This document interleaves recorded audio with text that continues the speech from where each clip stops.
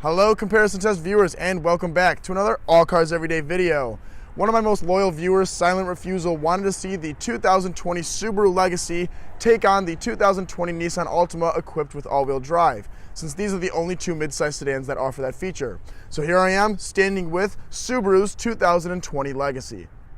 This is the 2020 Nissan Altima, and it's already taken on the Camry and Accord in a different comparison test. However, it's the only other midsize car to offer all-wheel drive, so now it's time to go against the 2020 Legacy. I'm comparing these cars on a scale from 1 to 5 in 7 different categories for a possible total of 35 points per car at the end of the video. Furthermore, I'm comparing them at the $30,000 price point, which means I'm comparing specific trims of each vehicle, and I won't be adding any options or packages to those trims except the all-wheel drive system on the Altima. So more specifically, I'm comparing the SL Altima all-wheel drive to the Legacy Limited, and their whole lineup comes standard with all-wheel drive, so I didn't have to add it as an option. With that out of the way, let's get right into our first category, which is value.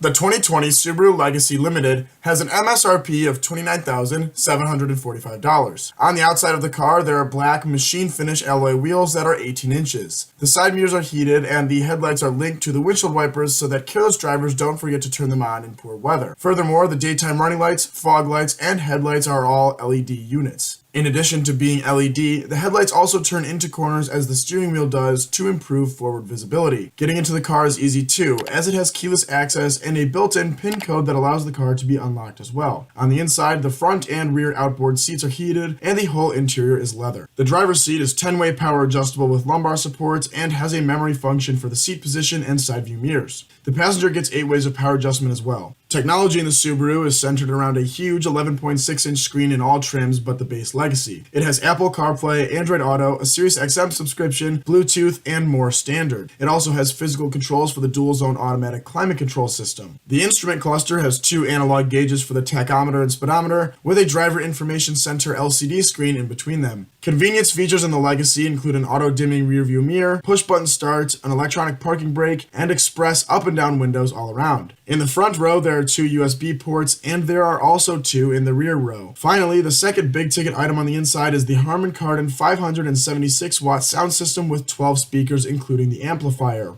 Though the Nissan has a few more features standard like a sunroof, navigation, and a heated steering wheel, the Legacy holds its own with smart headlights, heated rear seats, and a huge touchscreen. Therefore, it will score the highest possible points of 5 in the value segment. The 2020 Nissan Altima SL is a tad more expensive at $31,590. As you walk up to the Nissan, you'll see the LED headlights and fog lights, and wheels that are slightly smaller than the Subaru at 17 inches. Besides that, the features on this sedan are the same as the other one, with heated mirrors and a smart key system. The remote start feature also allows owners to adjust the climate control inside before they get in, which is particularly good for the winters. Inside, the Altima has a moonroof, which is an option on the Legacy, and a leather interior, as is standard at this price point. The driver's seat is 8-way power adjustable with lumbar support, and the passenger gets 4 ways. Both front seats are heated, and uniquely, the Nissan also comes standard with a heated wheel. The gauge cluster in the Altima is called Advanced Drive Assist, where there's an LCD screen in between 2 analog gauges. There is an 8-inch touchscreen in the dash that has Apple CarPlay, Android Auto, Bluetooth, and Sirius XM. It also has a navigation system, which no other car offers standard at this price point. The audio system in the Altima is a very good Bose system with 9 speakers total. Convenience features on the Altima include dual-zone automatic climate control, push-button start, an auto-dimming rear-view mirror, HomeLink, and express windows up front. The Nissan also has 2 USB ports and 2 USB-C ports. The Altima won the value category by quite a margin last time around against the Camry and Accord, so it maintains its score of a still very high 4.7.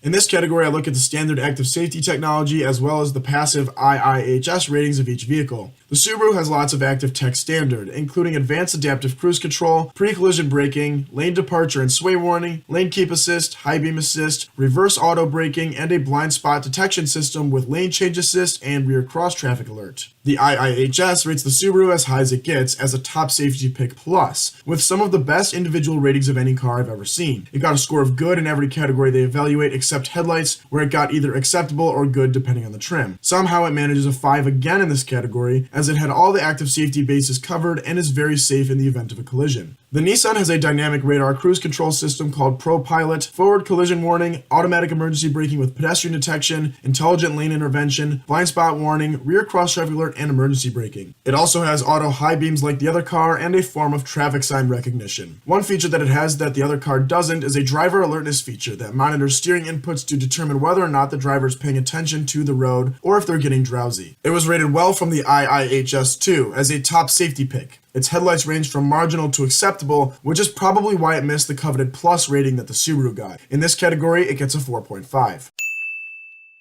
The Legacy has a unique powertrain with a 2.5-liter flat four-cylinder engine known as Boxer in Subaru speak. This engine makes 182 horsepower and 176 pound-feet of torque. Power is routed through a continuously variable transmission, or CVT, which has no real gears and instead uses infinitely swappable ratios to keep the engine at its most efficient and in the power band. Most importantly, the Subaru comes standard with symmetrical all-wheel drive in all trim levels. It makes use of active torque vectoring as well, which breaks the inside wheel to improve turn-in and handling. The driver can be lured into believing they are driving a traditional automatic transmission with the steering wheel mounted shift paddles, but a CVT is still a CVT. It runs from 0 to 60 miles per hour in 8.4 seconds, which is toward the back of the pack in terms of mid-size sedans. It's getting a 4 out of 5 because it has a fun engine and smart powertrain, but is rather slow. The Altima has a 2.5-liter four-cylinder like the Subaru. However, it's an inline-4, which is a much more traditional setup. It, too, uses a CVT as the only transmission choice. Total output is 188 horses and 180 pound-feet of twist. To this, I've added the all-wheel drive system, making the Altima the only other midsize sedan other than the Legacy to even have this as an option. It can get to 60 miles per hour in 7.7 seconds, which is quicker than the Subaru. The powertrain is very similar besides the orientation of the engine, but since it's substantially quicker than the Legacy, I'll give the Nissan a 4.2.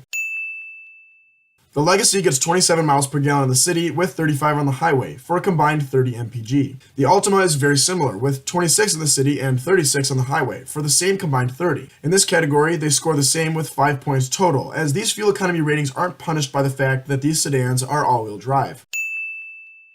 I get this statistic from Consumer Reports, which uses historical data of each model to predict a reliability score for each sedan. The scale ranges from much worse than average to much better than average, with average falling in the middle. The Legacy scored better than average from the organization, where the Altima scored average. I assign a half point to each step up or down in these ratings, which means that the Legacy scores a 4.5 and the Altima gets a 4.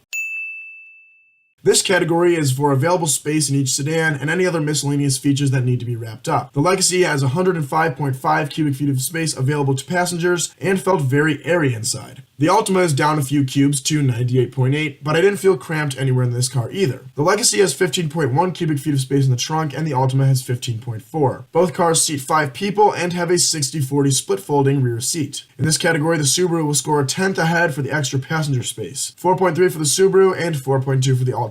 At this point, we have gone through all objective parts of this comparison, so the Subaru has won this portion. My next category is styling, which is completely subjective. If you are uninterested in styling, you can stop the video here as the Subaru is the better choice. Otherwise, let's look at the interior and exterior design.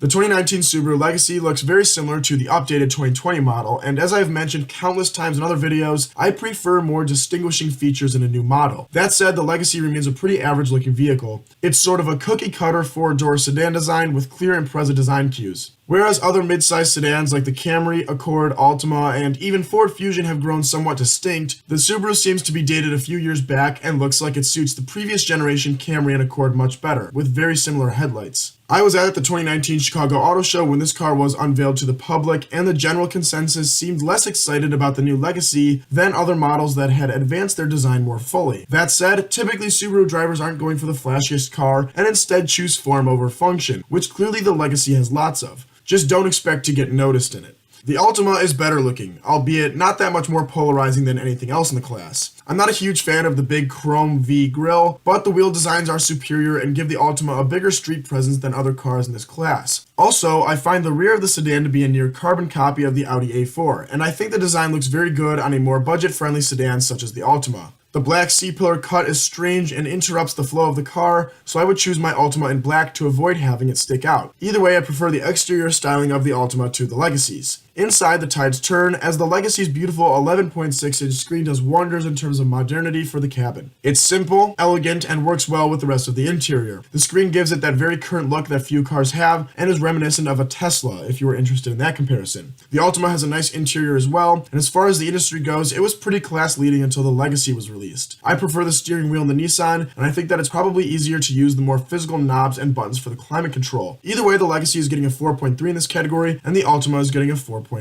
Here are the final scores for both cars. As you can see, the Legacy won this comparison test, and I can also confidently say that it's the superior vehicle all around. Not that the Altima isn't a good car too, it is. It's just that the Subaru does things a little bit better more consistently. Thank you for watching. If you enjoyed this video, feel free to drop it a like or subscribe for more weekly content.